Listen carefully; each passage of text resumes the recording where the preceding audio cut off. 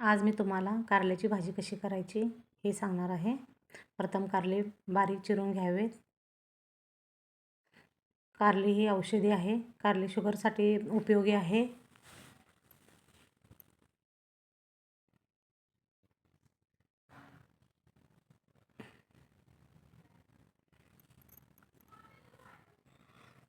कारल्यामध्ये बारीक मीठ किंवा मोठे मीठ घालून कुस्करून घ्यावे, त्यातील कडूपणा जाण्यासाठी.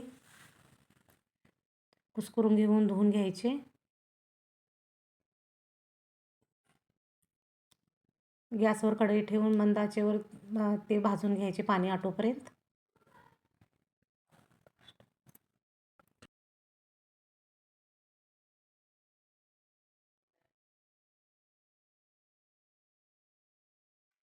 कारलं आता भाजलेलं आहे. त्यामध्ये थोडं तेल टाकून भाजून घ्यायचे. लसूण, जिरं, हळद पूड,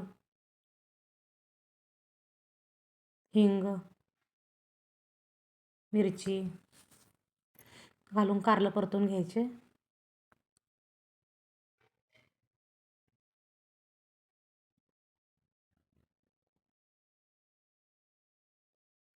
चवीनुसार मीठ टाकायचं.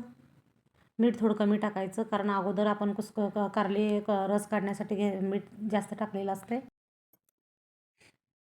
मी वरून थोडी कोथिंबीर टाकलेली आहे. तुम्हाला ऑप्शनसाठी कोथिंबीर आहे टाकायची असेल तर टाका, नाही टाकली तरी पण चालेल.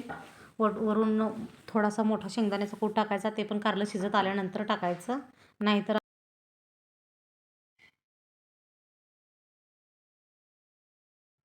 बारीक गॅस करून मंद आचेवर कारलं शिजते. पाणी वापरायचं नाही अजिबात.